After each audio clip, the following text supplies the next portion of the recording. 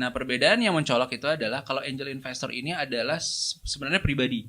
Mereka punya pendanaan lebih. Mereka mungkin adalah orang-orang kaya atau misalkan orang-orang yang punya uang yang lebih gitu ya. Dan mereka ingin mengembangkan uangnya, konteksnya bisa melipat gandakan untuk secara profitability. Mereka invest di perusahaan-perusahaan atau entitas yang lebih lebih menguntungkan, atau konteksnya sosial. Nah, kalau venture capital ini sebenarnya cocoknya adalah untuk perusahaan-perusahaan yang growth-nya tinggi. Nah, ini biasanya adalah perusahaan-perusahaan berbasiskan teknologi. Oke.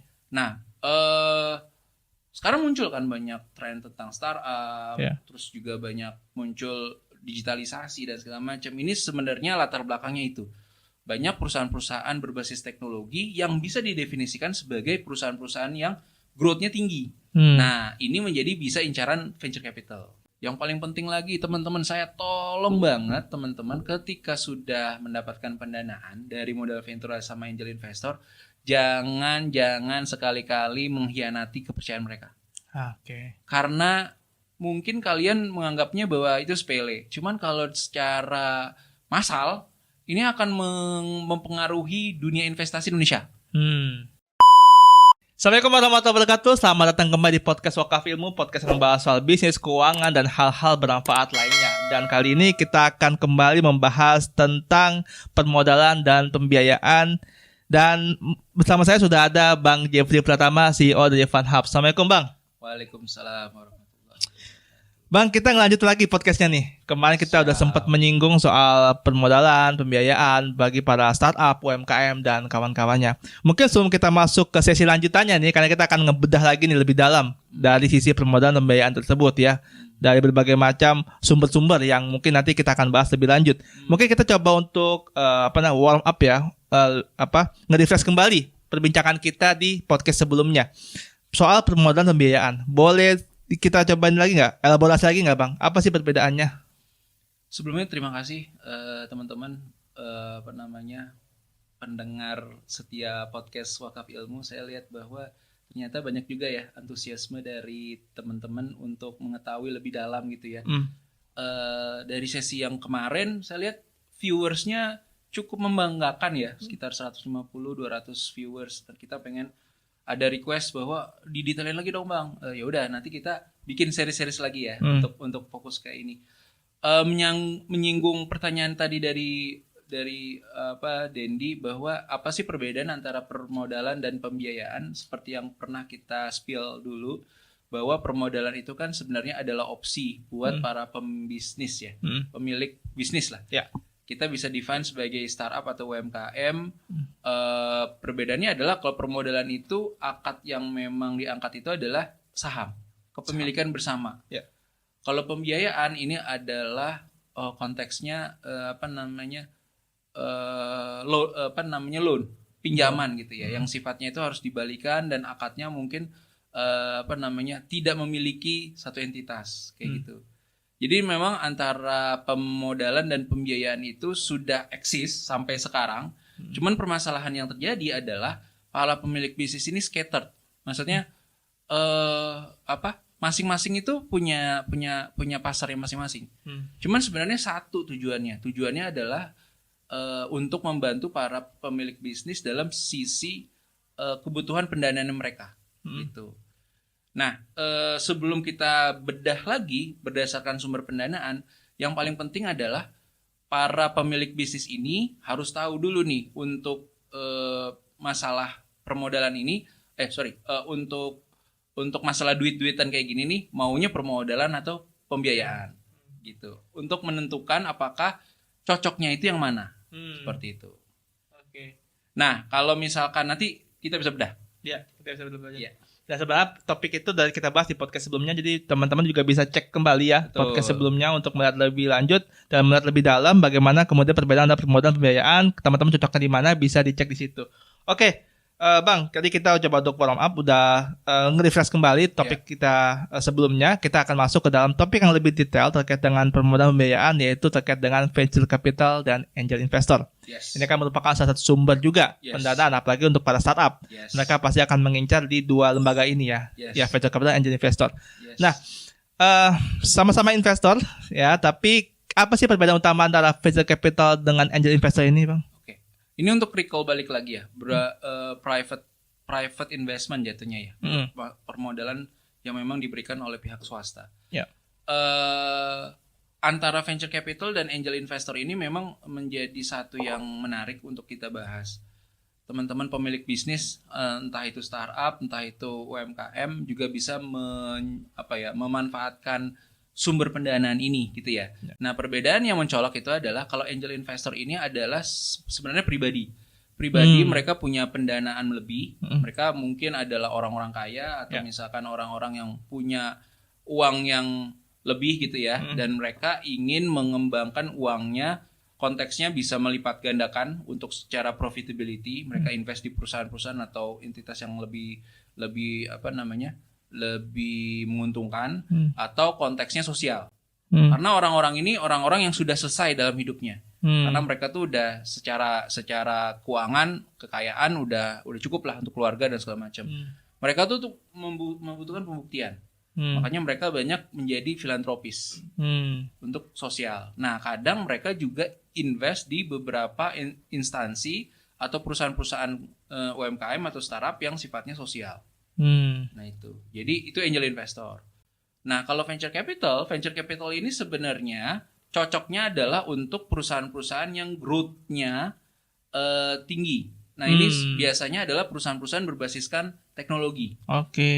Nah sekarang muncul kan banyak tren tentang startup, terus juga banyak muncul digitalisasi dan segala macam. Ini sebenarnya latar belakangnya itu. Banyak perusahaan-perusahaan berbasis teknologi yang bisa didefinisikan sebagai perusahaan-perusahaan yang growth-nya tinggi. Nah, ini menjadi bisa incaran venture capital. Venture capital ini adalah perusahaan swasta sebenarnya. Bukan swasta ya, maksudnya bisa swasta, bisa BUMN. Mereka adalah sebenarnya perusahaan pihak ketiga. Mereka mengelola dana. Mereka mengelola dana dari para angel investor sebenarnya. Jadi mereka itu venture capital ini adalah orang-orang yang memang memiliki latar belakang finansial yang kuat. Mereka punya latar belakang entrepreneurship yang tinggi, sehingga mereka dipercaya oleh para yang pemilik modal untuk mengelola, kemudian mereka dikasih mandat untuk menginvestasikan ke perusahaan-perusahaan yang lebih menguntungkan. Gitu. Jadi sebenarnya venture capital ini adalah lembaga keuangan sebenarnya, yang mereka mengelola dana, dan intinya adalah mereka harus mendeploy dananya ini ke perusahaan-perusahaan yang lebih menguntungkan. Iya, jadi intinya berarti venture capital cuma intermediary juga ya. Dia menghub ya. Betul. Cuma ternyata venture capital ini ada juga yang versi konvensionalnya. Kalau di kalau di asosiasi di Avesindo itu ada dua. Avesindo itu apa, Bang? Avesindo itu adalah Asosiasi Modal Ventura Indonesia. Ada yang dibagi untuk teknologi, ada yang dibagi untuk konvensional, untuk yang UMKM. Ada buat UMKM juga ya? Ada untuk UMKM. Jadi ini sebenarnya bentuk modal ventura yang lebih lampau, yang lebih udah eksis duluan sebelum venture capital. Nah, ini mereka bisa memberikan permodalan, tapi basisnya itu masih ada anggunan dan segala macam. Mungkin teman-teman pernah dengar kayak Jakarta lembaga modal ventura, Jaktim Ventura, di berbagai provinsi sebenarnya ada. Tapi di belakangnya itu ventura gitu loh. Nah, ini juga bisa menjadi opsi buat teman-teman pemilik bisnis untuk yang basisnya UMKM, bisa kolaborasi dengan mereka seperti itu. Berarti kan ini yang menarik ya, bahwa ternyata modal venture juga bisa ditujukan untuk UMKM. Betul. Karena kan yang kita biasa bayangkan venture capital adalah untuk para startup, untuk para bisnis basis teknologi gitu. Tapi untuk UMKM juga ada ya. Ada. Oke. Dan itu ribet nggak? Maksudnya apakah penilaiannya sama seperti startup teknologi Yang penting basisnya jelas ya. Kalau modal ventura yang sifatnya teknologi itu biasanya yang dilihat itu adalah scalability-nya. Dari sisi solusi teknologinya sama problems. Yang paling penting lagi sih founder ya. Pasti yang akan dilihat itu adalah si orang yang menjalankan. Foundernya pasti akan dicek tentang background-nya, tentang pengalaman bisnis yang dia punya, timnya apa dan segala macam. Setelah itu baru mereka akan dinilai berdasarkan size marketnya. Size market yang ada di industri itu cukup besar atau tidak. Kemudian ketika size-nya besar, kompetisinya banyak atau tidak. Nah, semakin size marketnya banyak, kompetisinya sedikit, makin lebih menarik. Nah, yang ketiga masalah produk. Produknya itu cocok nggak untuk menyelesaikan masalah yang ada di industri tersebut. Gitu. Nah, itu untuk teknologi. Nah, kalau untuk yang UMKM itu sih sebenarnya nggak akan ngejelimet kayak teknologi. Karena mungkin basis konvensional ini mereka masih perhitungannya masih aset, kemudian tapi lebih stabil sih sebenarnya. Kalau untuk yang UMKM yang basisnya basis konvensional, mereka lebih stabil, revenue-nya revenue-nya juga stabil gitu ya. Yang dilihat mungkin hampir mirip ya, foundernya, kemudian biasanya sih dilihat revenue-nya gitu ya, yang lebih bisa dilihat sama inilah laporan keuangan gitu. Karena modal ventura yang khusus buat UMKM ini sebenarnya juga masih semi banking ya, semi perbankan ya. Karena mereka juga prudent banget sih untuk memunculkan pendanaan tersebut untuk UMKM. Gitu. Nah, Bang, kapan waktu yang tepat bagi seorang pebisnis untuk bisa mengajukan ke VC ataupun ke angel investor? Nah, kembali lagi kan tadi mindsetnya dulu, bukan maksudnya ininya dulu kebutuhannya untuk apa dulu nih, gitu. Itu yang yang ada di sesi pertama. Ya. Kebutuhannya itu adalah kalaupun memang teman-teman ingin mendapatkan support dari orang yang ingin bangun bareng-bareng, ya kan, angel investor, modal ventura dan segala macam. Ini cocok. Jadi pemikirannya lebih long term. Mau mengembangkan usahanya itu biar nggak mikir sendirian. Gitu. Jadi punya semangat bareng-bareng untuk ngembangin ini bareng-bareng, mengembangkan usahanya. Nah, itu mungkin cocok untuk angel investor atau untuk modal ventura. Gitu. Ini long termnya pemikiran panjangnya adalah mereka nggak mungkin mengembangkan usaha ini sendirian. Pasti harus ada bagi-bagi pekerjaan, job desk. Kemudian pasti ada peran masing-masing di situ. Nah, itu cocok di situ. Berarti tinggal bagaimana kemudian dia punya tujuannya tuh seperti apa ya? Betul. Kalau dia memang punya game-nya itu adalah dia butuh support dari sisi tadi networking, juga kerjasama yang lebih long term. Betul. Maka angel investor dan venture capital akan lebih tepat. Betul. Karena mereka membantu. Modal ventura itu sebenarnya bukan hanya memberikan pendanaan aja, tapi mereka juga memberikan capability bisnis, mentorship. Mereka juga akan ngebantuin dari sisi finansial. Mereka akan bukain ke akses market yang lebih besar gitu kan. Terus mereka juga akan bantuin dari sisi teknologi dan lain-lain. Jadi nggak hanya sekedar masalah pendanaan kalau untuk modal ventura. Angel investor juga sama. Angel investor ini sebenarnya orang-orang yang memang willing untuk ngebantuin teman-teman early stage startup gitu ya. Karena mereka mungkin udah bisnisnya udah otomasi, udah nggak usah diurusin lagi, udah ada profesional yang ngurusin. Jadi mainnya tinggal bagi dividen sama owner. Jadi si angel investor ini sebenarnya posisinya itu mereka juga willing untuk memberikan mentorship gitu. Kemudian mungkin mereka juga memberikan akses pasar, mereka juga akan membagi waktunya untuk mikirin decision day by day gitu kan. Itu bisa juga gitu. Jadi game plan-nya adalah untuk membantuin teman-teman pemilik bisnis ini untuk bisa mengembangkan usahanya gitu. Tapi angel investor itu tidak begitu terlihat ya, seperti mana venture capital kan institusinya kelihatan. Betul. Gitu ada venture apa aja gitu. Tapi kan angel investor mungkin perlu koneksi tertentu ya. Betul. Nah, kalau di Indonesia, teman-teman, modal ventura yang teknologi itu sebenarnya udah rame ya. East Venture, kemudian udah ada kayak Alpha JWC yang gede-gede gitu ya. Tapi ada juga yang sindikasi angel. Sindikasi angel. Ya, itu adalah network, itu adalah sebenarnya kayak komunitas, perkumpulan atau konsultan yang mengelola individu-individu yang willing untuk invest di perusahaan-perusahaan itu. Oh gitu. Namanya sindikasi. Kalau di Indonesia itu terkenal yang namanya Angin. Angel Investor Network. Terus ada juga Altira. Terus ada juga yang namanya Emerge punya Telkom. Terus ada juga yang sekarang itu dari Bali, namanya Bali Investment Club. Jadi itu mereka udah punya angel sindikasi sendiri-sendiri gitu. Yang booming sih, yang cukup dikenal sih 4 tadi, gitu. Setiap bulan pasti ada acara. Gitu sih. Berarti sebenarnya mereka pun tergabung dalam satu komunitas. Betul, ya. Betul, untuk mengelola dan memudahkan para angel ini untuk bisa menyalurkan uangnya gitu. Mendapatkan startup terbaik juga ya. Betul. Oke, berarti ya kalau kita mau cari-cari secara manual kan agak susah ya gitu. Betul. Mana nih orang-orang kaya yang punya uang dingin? Itu susah ya. Tapi ternyata ada kelompoknya ya, ada komunitasnya. Ada kelompoknya. Ya. Atau mungkin teman-teman juga bisa lihat kanan kiri. Kadang kan kita dalam hidup mungkin ada teman atau bos dulu atau misalkan konsumen yang sifatnya itu mereka yang sifatnya udah baik sama kita. Nah di situ mungkin teman-teman bisa bisa menghubungi mereka, mau nggak untuk invest nih di usaha kalian gitu ya. Karena kadang kalau misalkan mulainya dari sesuatu yang dekat, biasanya akan lebih mudah untuk meyakinkan mereka.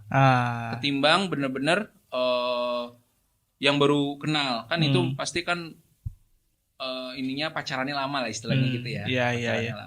Iya. Oke, Bang, kita kalau bicara soal investor itu kan apalagi dalam konteks dia masuk injek secara modal ya dan sudah punya share gitu ya. Kita akan khawatir dari sisi keputusan, decision. Founder biasanya punya idealisme untuk memutuskan sesuatu. Tapi ketika dia masuk investor, artinya dia harus bertukar pikiran nih, otaknya jadi terbagi kan. Nah, seberapa besar sih sebenarnya pengaruh investor dan benar nggak kalau kita khawatir gitu sebagai founder kalau takut nih kalau diinvest takutnya dia otak-atik bisnis kita lagi. Ya, itu sebenarnya udah konsekuensi. Jadi ketika kita udah declare bahwa kita ingin mencari mentor, kita ingin mencari partner yang mengembangkan usahanya bareng. Jadi idealisme, egoisme yang menganggap bahwa bisnis ini adalah baby kita dan nggak boleh diutak-atik itu harus dihilangkan. Gitu.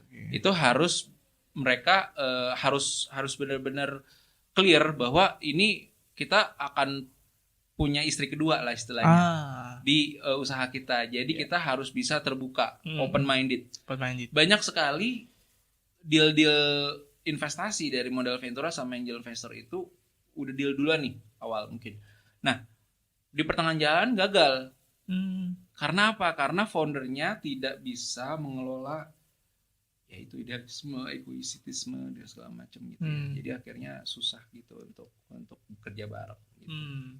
Iya, artinya tadi ya bahwa harus menghilangkan itu ya, idealisme yang memang kalau kita pikir-pikir ya setiap orang pasti punya idealisme masing-masing. Betul. Ya. Cuman ketika itu dibentukkan dengan realita dan harus bertukar pikiran itu juga harus dimulai direduksi ya. Betul. Idealisme itu ya.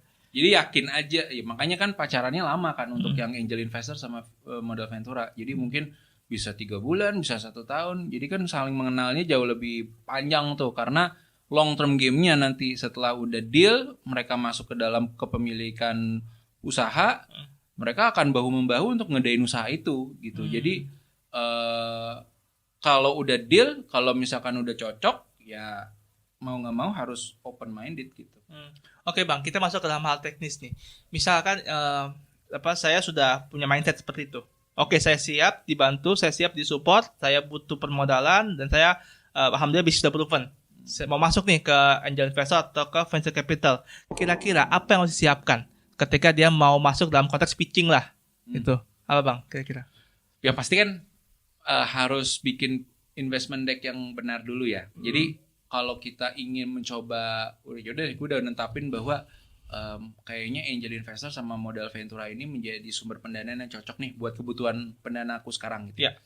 Nah, selanjutnya adalah kalian harus bikin perencanaan terhadap bisnis kalian. 2-3 tahun ke depan itu timelinenya mau seperti apa. Nah, dari perencanaan itu akan muncul permodalan yang dibutuhkan itu berapa. Nah, kalau permodalan yang dibutuhkan itu berapa sudah ketahuan, nanti akan didetailkan lagi kira-kira permodalannya itu akan digunakan untuk apa aja. Soalnya si modal ventura sama angel investor juga akan nanya. Kalau misalkan kita udah cocok, kita udah satu visi segala macam, mereka akan nanya kira-kira kebutuhannya berapa sih gitu. Ada nggak uangnya di mereka gitu. Maksudnya investment range mereka nyampe itu atau tidak gitu. Kayak aku yang sekarang nih beberapa klien gitu yang aku urusin, mereka misalkan mereka butuh permodalan untuk angel investor sama modal ventura misalkan untuk 5M misalkan gitu ya. Nanti aku akan cocokkan nih ke investor-investor yang sudah bekerja sama dengan FunHub. Kalau misalkan mereka investment range-nya cocok, kemudian cocok juga untuk lini usahanya dan segala macam. Nah, biasanya sih aku langsung fasilitasin gitu. Artinya investment deck tadi ya harus siapkan dengan. Jadi perencanaan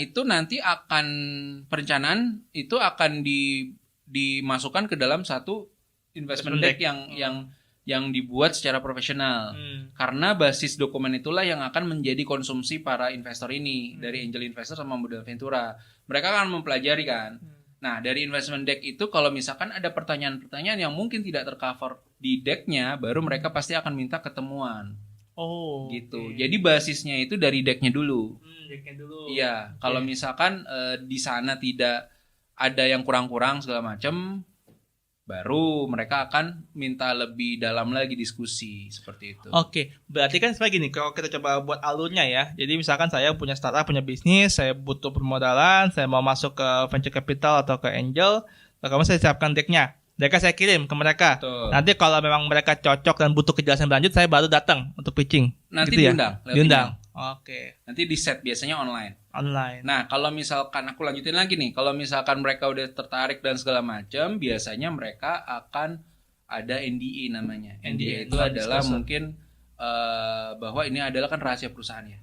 NDA, kemudian mereka akan lebih tanya lagi lebih dalam lagi. Kalau misalkan pitching pertama sukses ya, mereka kalau misalkan biasanya sih 1,5 jam sampai 1 jam gitu, mereka ngobrol dulu segala macam, mereka menyatakan ketertarikan, bikin NDA, kemudian habis itu mungkin akan diikuti dengan diskusi tentang dia bisa buka data room.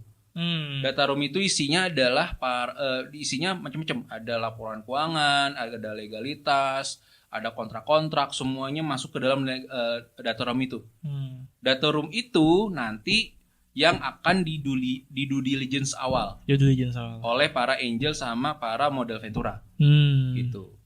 Nah, kadang para startup founder atau para pemilik bisnis itu tuh mungkin kurang paham gitu ya, membuat investment deck yang bagus, perencanaan finansial yang oke, membuat data room yang oke dan segala macam. Nah, itu mungkin kita bisa bantu gitu dari FunHub gitu. Kadang ketika data room ada di share, mereka pelajari segala macam, itu masih takes time lagi tuh. Bisa 3 bulan, bisa 6 bulan.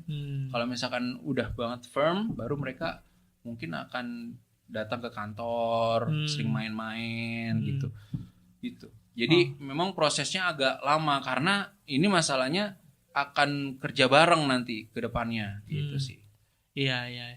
Kayaknya menarik tuh Bang kalau dibuat webinar khusus bagaimana cara ngebuat pitch deck supaya bisa tembus investor. Bang. Oh iya, itu ada ilmunya sih. Aman. Itu tuh sangat menarik karena kan emang kita sering banget ngelihat banyak banget mungkin di Google pun bisa cari ya bagaimana buat pitch deck. Cuman kan ya namanya Google kan kita masih perlu tahu bagaimana praktisi yang sesungguhnya. Karena kalau investment day itu kan sangat personal ya. Berdasarkan dari berdasarkan dari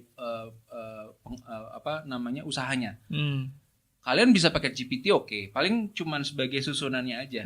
GPT akan nge-generate kayak segala macam. Cuman isiannya itu emang strategi daleman dari usaha kalian masing-masing.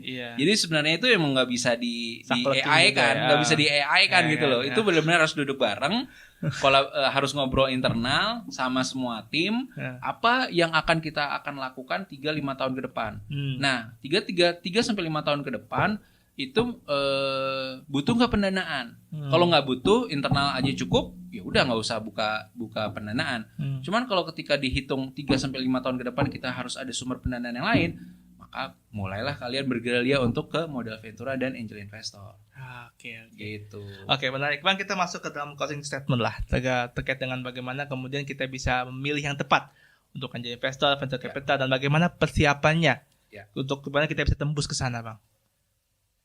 Closing statement ya? Statement. Oke, teman-teman. Jadi kembali lagi ya bahwa angel investor sama modal ventura ini adalah bagian dari sumber pendanaan yang tersedia. Teman-teman bisa mengetahui bahwa ini cocok atau tidak berdasarkan tujuannya. Tujuan yang kalian inginkan adalah ini untuk long term game, untuk mencari partner, mencari mentor agar bisa mengembangkan bareng-bareng. Seperti itu. Itu satu. Yang kedua, modal ventura dan angel investor ini mereka juga agak saklek. Mereka juga lama prosesnya. Karena mereka perlu diyakinkan. Nah, kalau perlu diyakinkan berarti teman-teman harus komunikasi harus baik sama mereka, membangun hubungan dan segala macam. Dan yang paling penting lagi nih, yang sekarang lagi hot. Indonesia sekarang lagi banyak berita fraud. Fraud. Macam-macam. Teman-teman bisa lihat beritanya segala macam gitu ya. Yang paling penting lagi teman-teman, saya tolong banget teman-teman ketika sudah mendapatkan pendanaan dari modal ventura sama angel investor, jangan sekali-kali mengkhianati kepercayaan mereka. Karena mungkin kalian menganggapnya bahwa itu sepele. Cuman kalau secara massal ini akan mempengaruhi dunia investasi Indonesia. Nah, sekarang sudah mulai nih. Sudah mulai. Kasus e-fishery, kasus Investri dan segala macam. Permodalan masih ada, uang masih ada. Mereka masih masuk ke Asia Tenggara. Cuma mungkin udah mulai dialihkan dari Indonesia ke negara-negara lain. Filipina, Vietnam yang lagi growing. Tadinya mereka menganggap Indonesia itu must have karena populasinya besar. Ketika mereka mau ke Asia Tenggara, kemudian pasti mereka akan ke Indonesia karena populasinya besar, karena go to market yang paling prioritas. Paling gurih juga itu. Nah, tapi ketika ketahuan bahwa fraudnya juga tinggi, mereka juga akan mikir, ini Indonesia market gede tapi orangnya juga pada nipu nih, ya kan segala macam. Pasti akan mikir ke negara yang lain di Asia Tenggara yang mungkin lagi growing gitu. Nah, penting khususnya untuk statement ini, tolong teman-teman yang sekarang lagi menjadi founder atau yang sudah dapat investasi gitu dari investor, jaga kepercayaan mereka, genggam kepercayaan mereka, komitmen terhadap mereka, jangan bohongi mereka. Laporan keuangan harus benar, jangan digelembung-gelembungkan, kemudian sering berkolaborasi dengan baik dan segala macam. Mungkin itu. Oke, itu yang paling penting. Siap, makasih banyak Bang Jeffrey. Teman-teman, itulah diskusi kita terkait dengan pembiayaan permodalan khususnya di topik venture capital dan angel investor. Dan ada banyak banget insight tadi kita dapatkan. Khususnya tadi kita mau mengulik soal pitch deck itu, kalau kita membuat webinar mungkin sangat-sangat menarik ya. Kalau teman-teman tertarik mungkin bisa juga komen ya, kira-kira cocok nggak nih kalau kita buat webinar terkait dengan itu. Karena ini akan sangat membantu teman-teman semua supaya bisa segera mendapatkan permodalan, supaya bisnis teman-teman bisa langsung running. Oke, Bang Jeffrey, makasih banyak. Terima kasih. Terima kasih teman-teman semua. Wassalamualaikum warahmatullahi wabarakatuh. See you next video. Bye-bye.